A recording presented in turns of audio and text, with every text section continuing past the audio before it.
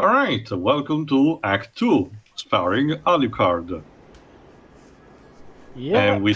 But like I said, the story is kind of told out of order, because now we see Alucard in his coffin, basically. Oh, well, I mean, to wake at the end up. of the game. Okay, so Act 3 will be dedicated to understand how he got there.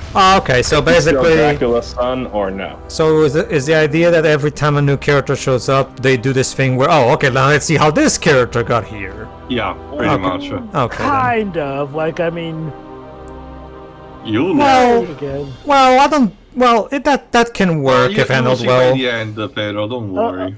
Okay, let's just say, Pedro, it's not entirely like that. Like, that formula pretty much ends with this, because we're pretty much done introducing new main playable characters. Like I mentioned, Alucard is voiced by Richard Madden, which does a pretty good job actually for the role. Who am I? He doesn't know who he is.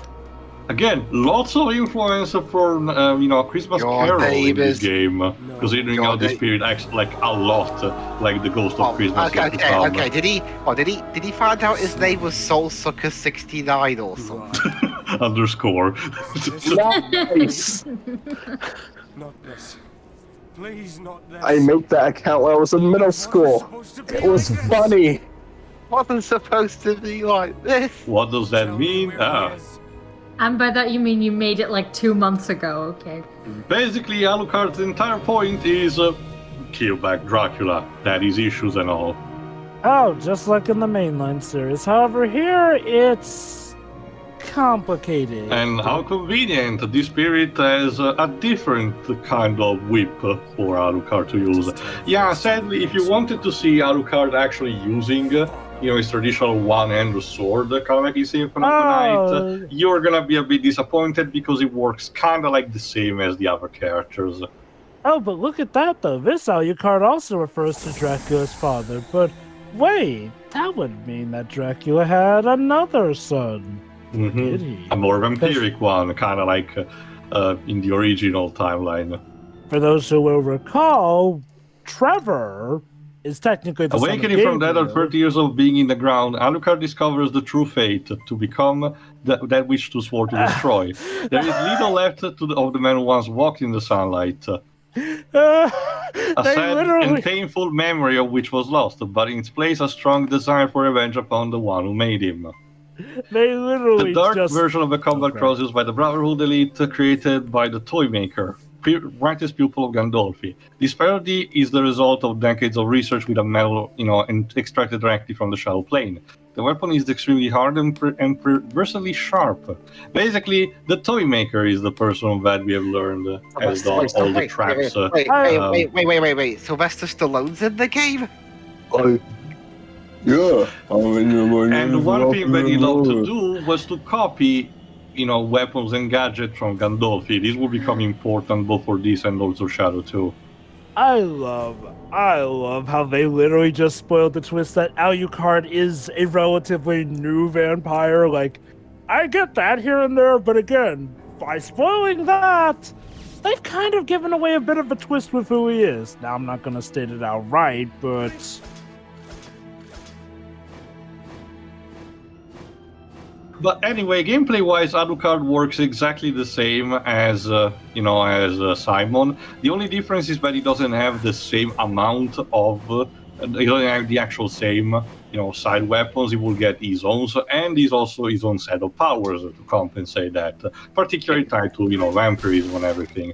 Also, to answer your question, Dej, I'm not answering. You will have to see for yourself. Can you backdash backwards like in Symphony of the Night?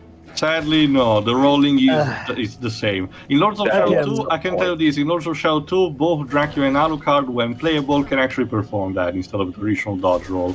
Again, like Tio mentioned, unfortunately in this game, the characters play relatively similar to one another. I get the idea that they wanted to just have one character, but they were instead, forced to split the story into 3 parts, like this. I do wonder if this was the actual decision of Mercury's team, and instead it was a Konami mandate. I wonder. I don't know. The end result, like I said, is still relatively messy, because again the story is told out of order. Actually, no, I forgot that. Yes, he does dashes, not in with the afterglow, but he doesn't do the dodge roll. My bad. He doesn't do the backdash though. Yeah, that's what. That's what Dej was asking about, Yes. the Okay. backdash. Because the I can tell you backdash this is is definitely it wouldn't have been definitely faster by doing that. Sorry. come to think of it, I wonder if Shantae got inspiration from that, given how later Could, games considering implemented the how later backdash. games, have a more traditional, Symphony of the Night style map for their Wait. structure. Wait, which Shantae game are you talking about? Pretty much, if I recall correctly, every game starting after Risky's Revenge. I mean, Shantae has taken a lot of inspiration from Metroidvanias. That's Yeah. I remind you that Bolo plays like Simon Belmont. Sorry? Didn't have to be hero. Yeah, although granted, he looks more like Rector Belmont. when you Okay. get down to it. Anyway, look at that. It's the demon from the beginning of the game, although a bit more mechanical. And yes, he's voiced by Richard Ridings, like you mentioned. Yeah, again, This is one of the those battles where you're actually supposed to lose. So basically, When enjoy. it moves is creepy. That's the point. Like, it has no bones. The bottom part is supposed to resemble the one of a moth, actually. Wait. So basically, she already is judging intimidation by the lack of a skeletal structure. By that logic, SpongeBob SquarePants should be the main villain. I mean, like, don't tell me that it's not, Dweebs. Come on. Ow. So yeah, battle you're supposed to lose, but don't worry, we'll be able to get revenge on this guy later. Maybe, Tio, if they ever make a Nickelodeon game where they split into two factions and you fight each other. That's called Nicktoons Globs of Doom. There you go. The figure that Simon saw while walking up was actually Alucard burning up from the sunlight. Thankfully, it gets better. Like, just thanks to the sure, water. we still don't have actually health, but he still kind of acts like nothing happened. Now, the plus side with Alucard is that you don't really need to hold your breath, so because he's a vampire. You can actually explore as much as you want underwater, so it's pretty cool. And that put some, unlockables to be found, tied to these kind of puzzles. That's pretty neat. But anyway, go on, Jova. What was I talking about before we veered off? Well, again, you just mentioned about the twist, but even so. Oh, right. Yeah. Again, like, it pretty much blatantly hints at it right there and then. Again, I won't say what it is for the sake of anyone who hasn't figured it out. But again, like, maybe there should have been another writer to check on the stuff and say, hey, guys. There were actually two writers, like he said, Dave Cox and Jose Luis Marquez, who actually did work on the previous game.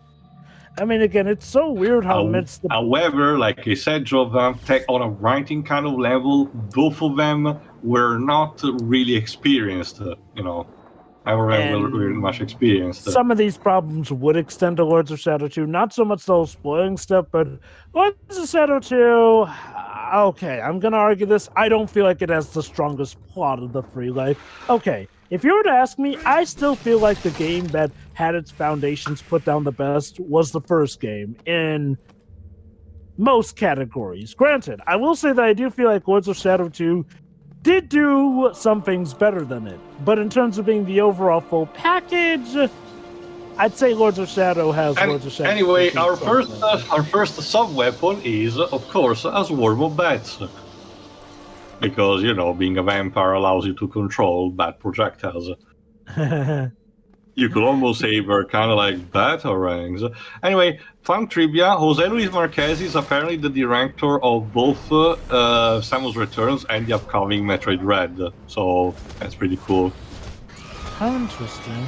Mm-hmm. Honestly, I could totally see Mercury Steam reviving the Castlevania franchise if, Konami gave them a chance.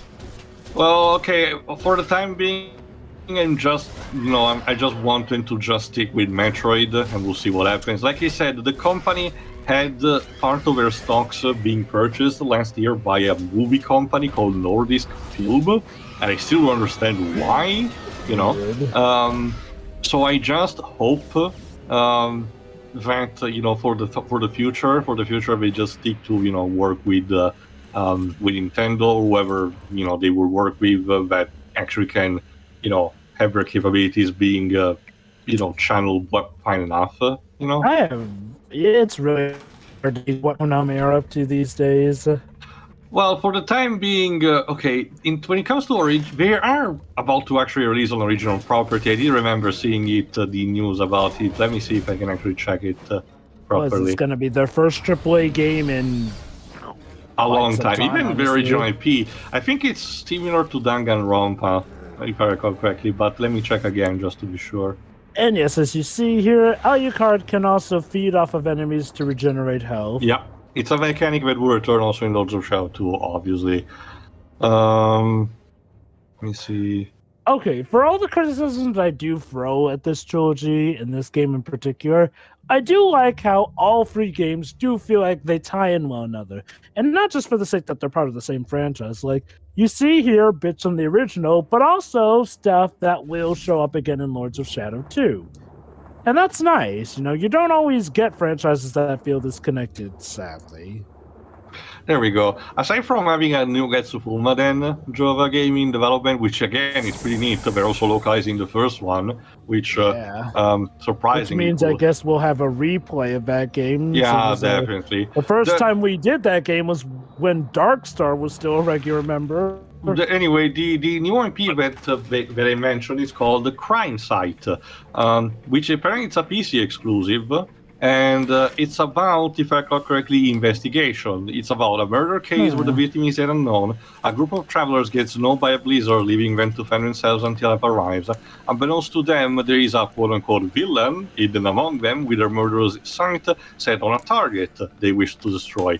The Moriarty side player must meet several conditions before they can succeed in their murder plot. Likewise, the players on the Sherlock side will be working to put an end to the little game. The truth of who the villain and who the target are will come to light as the game unfolds. So it's a mystery that is akin to classic games like Cluedo. There's a murderer among us. It's clearly not AAA, judging by how it looks, but it's pretty interesting, especially for being a new IP made by them. Yeah, Is it like 999? No, it Not seems to be. quite Let me give you a link. it. It seems to be working again, more like also like an adaptation from a board game, because it involves checking rooms and everything. It sounds more like a case where you have a team of detectives and a team of killers. Yeah. So it's more about obviously the team with more people left. Survivors in general is the winner. One of the most recent use as well was, like Reeves mentioned a couple of parts ago, well, not in general, he mentioned, like, even off-screen potentially, that Pro Evolution Soccer is being actually rebranded. Esports soccer or something like that? Mm-hmm. Football. And now there's a strategic partnership between Konami and the team behind the Medium, Bloober team. So we'll see how that pans out. Well, so I don't know why they renamed it. Was Pro Evolution Soccer not doing that well? No, FIFA was actually beating the competition all the time in recent years. Even though PES actually did manage to get some exclusive rights, like Juventus for some reason. So in a way, even through re-releasing old properties, making a couple of sequels to some of them, having like a couple of new games, it seems that Konami is in a slightly better position than a couple of years ago. Keep in mind, it still doesn't change anything that they did, particularly how they treated their employees and everything. But at the very least, it seems to be a better situation than when they did Metal Gear Survive, for example. So we'll just have to see how things pan out. I know that the new Contra game was not good Well- either, but I haven't seen it for Contra myself. Well, one step they could. I saw that trailer and I'm like, wow, this looks bad. Well, one step they could do if they really want to try to, improve is first off, for the love of God, improve your Metal Gear recent re-releases. Yes. so- Also, Because basically, I can't believe I'm saying this, but yeah, can't wait for it to make a new Contra game. People like Contra 4. Well, recently they did among the other compilations one tied to Contra as well. But yes, Pedro? no, basically they recently re-released On GOG. on Steam. Well, Actually, no, it was just GOG, Pedro. was it just there? I thought it was on Yeah. Steam as well. GOG is specialized in having just simpler, ports from previous games I get instead of that. actually having, proper remasters and everything. Oh, I get that. I just thought that their MGS recent releases will also put on other platforms, but other PC platforms. I mean, no, but basically they recently released Metal Gear, Metal Gear 2, Metal Gear Solid, and Metal Gear Solid 2. And Metal Gear Solid 2 is not the HD remaster by Bluepoint. It's actually a port of the 2003 PC version, which is outdated. Which is what the GOG specializes, actually. Yeah, and if Konami actually knew what they were doing, they would have ported the HD remaster, but I guess not. It's more, I get the idea, it's more of a case if they were actually simpler re-releases, just to be slapping there for a quick buck rather than having to put much investment over them. Yeah, that's the problem, exactly.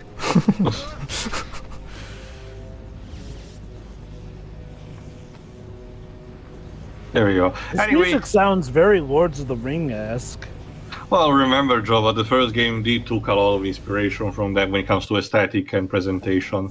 And a couple of the tracks, like I mentioned, a couple of the tracks actually recycled from the first game, so I'm not too surprised.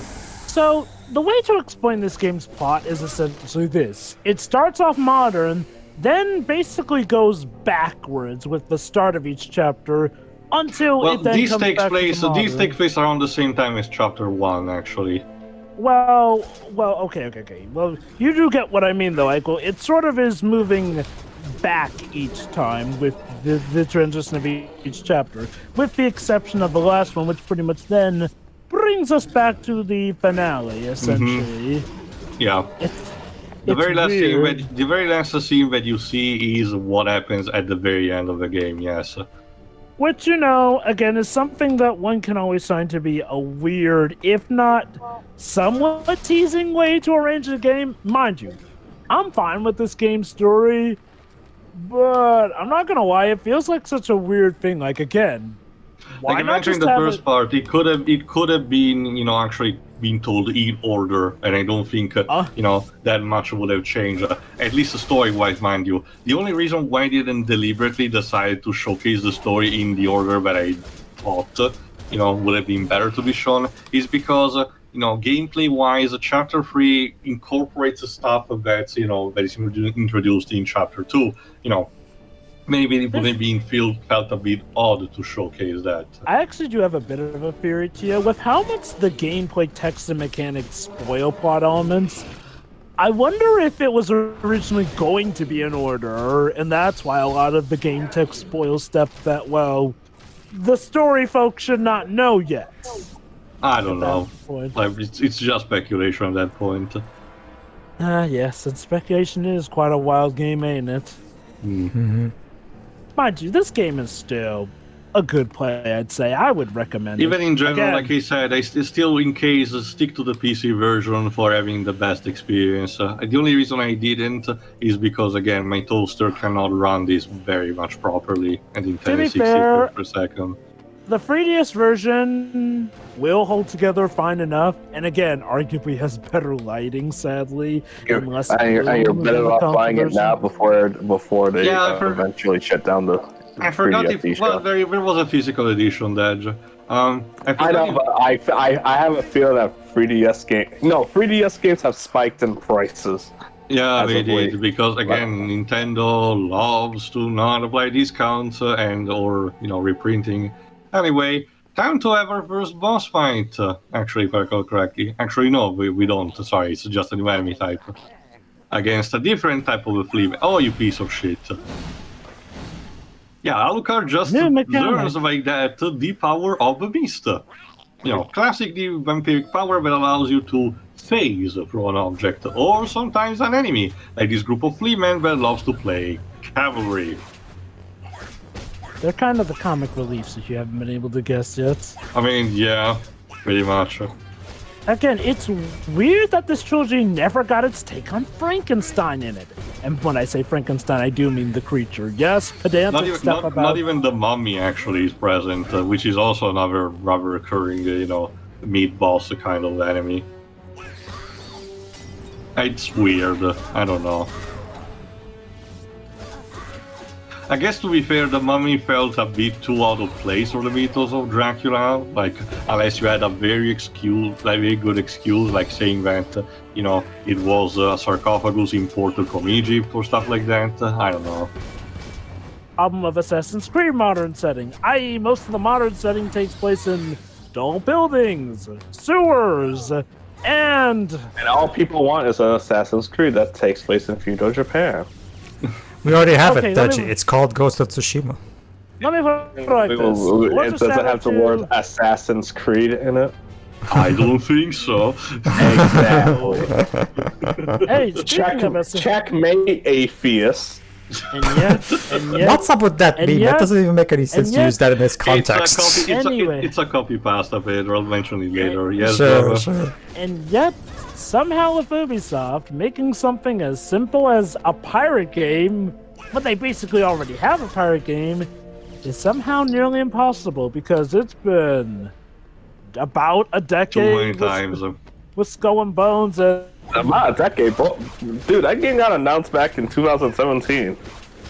Oh, I feel like it was earlier. But it's still almost 5 years, Dej. That's quite a long time, actually. Oh yeah, so apparently Beyond Good and Evil 2 on PS4 and Xbox One got canceled, and then they're coming to PS5 and yeah, Xbox they're probably railroading. It would match with one of our previous statements where they wanted the game to be quadruple A at this point, whatever the hell that means. I'm still waiting on Microsoft's quadruple A reboot of Perfect Dark and see if that. Okay. One thing we have to take into consideration: apparently, while Skull and Bones was announced in 2017, it's been in development way longer than that. Like, it's practically been in development since Assassin's Creed 4 was made. And they have to finish the game because of laws in Singapore. That's the thing, though. Not just that, but the investors gonna need to appease the investors, even though most of the time they don't understand what the fuck is a video game. Here's the baffling thing. Supposedly, the main problem with Skull and Bones is that it has a lack of vision. A game that is literally just taking mechanics from Assassin's Creed 4 and just needs to put a pirate hat on it has a lack of vision. What the absolute hell? Like, this is up there with Ubisoft managing to screw up Tetris of all things. And yes, Ubisoft, you will never ever live down managing to screw up Tetris, the game that can run on a calculator. Apparently better than it does on PS4 thanks to your crap job. That's okay, we got Puyo Puyo Tetris too. Again, like, oh boy, it's embarrassing with how these companies take relatively easy ideas. Look, I'm not gonna act like game development is always easy. But Skull and Bones should have just been a slam dunk at this point. Like, again, I'm more looking forward to the What Happened video of it. Basically, Matt said, there is a lot of material with this game and what's going wrong, but he's only going to release it if it releases or if Ubisoft just throw in the towel and cancel it. And there apparently is a chance that they may cancel it, or try to anyway. Like they said, no, there are still the laws in Singapore that need to be addressed. Anyway, here's the introduction of a puzzle element. Yeah, surprisingly enough, Alucard's portion of the story is more focused about puzzle solving, about these boxes that the toy maker has made, which produce different packs. Oh, my. Doesn't this part of the game seem familiar from something earlier? Well, partially actually, because it's a little puzzle. Sorry, the one that you're thinking, that Jova. Oh, I know. It's just like, well, it's obviously a Here sign is of just things where to to come. introduce you a bit to how the different boxes work. In this case, it's like, for example, the flaming one serves to burn things, the magnetic one serves to, catch back a metallic one, and so on. Somebody really liked Crash Bandicoot with all the boxes being held here. Oh, don't you dare talk about my boxes. I love my boxes. There you go. Aside from propelling you up, the air spitting one serves to be channeled into tubes in order to actually, push forward our objects. I'll actually showcase in a second.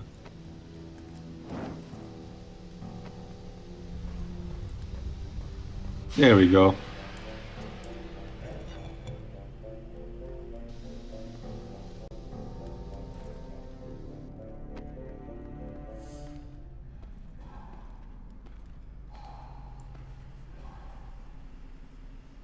Oh, what's this?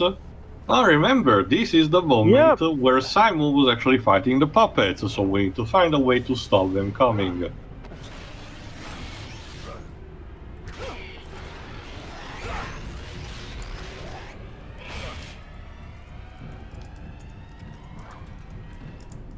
It's not possible.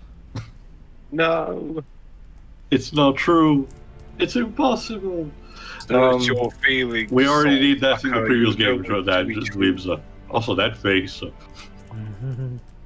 So yeah, here's your puzzle. You don't actually have a time limit, so you can take your time. In anything. Simon will do just fine. Don't worry.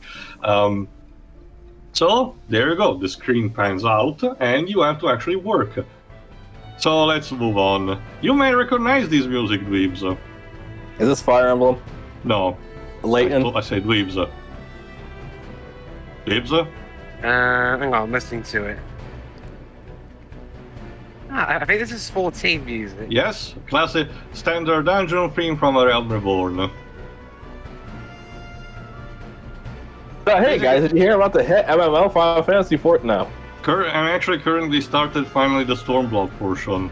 Pretty much, pretty hyped about it. I'm on Shadowbringers. Yes, because you cheated by paying with.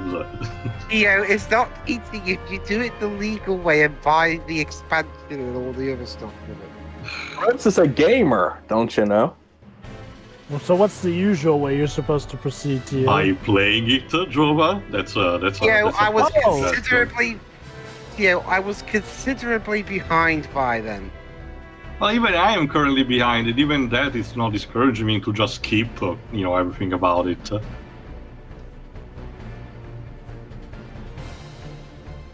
I'm guessing this is supposed to be a puzzle theme of sorts in that game? No, but again, it was what I had. I already used the Layton themes in the previous game, so I wanted to use something different. Of course. Never played Final Fantasy XIV. Oh my god, you're missing out. Yeah, you're missing out on stuff. One of the rare times that a game started off so horribly, but managed to make a good redemption There for we go. itself. Now by Should try pushing going it down here, to the Avengers there game. we go. By burning that handle, we're managing to stop the flux of puppets. So the curtain closes. Hi! And there you go, we see things from Alucard's perspective where he just fucks off. No, I cannot allow him to see me like this. Even though he probably won't even recognize me, honestly. Not that you knew me back then, but it all comes back to you in the end. And it seems that Alucard seems to actually know more about this spectral figure. What is he doing here? Look, apparently Spirit is Batman. I guess.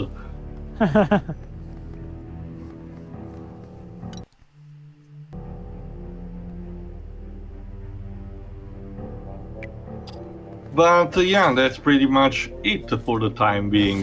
Alucard will have to keep going, and as we know, thanks to the first chapter, he will keep helping Simon for the time being, just by staying, behind in the shadows. Wonderful. Mm-hmm. It's just a matter of which part of the castle he will actually explore more instead. Yeah, that's also the thing. The characters traverse some characters traverse the same parts of the castle, just in a different order, with different emplacement, and in different ways in general. Yes, Dej? Alucard, you look like in Castlevania Fury. Yeah.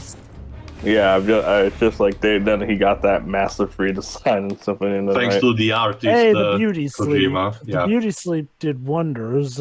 Yes. But anyway, that's pretty much it for the time being, so stay tuned for the next part where we keep seeing Alucard getting shit done. See ya. See ya. Yeah. Yeah.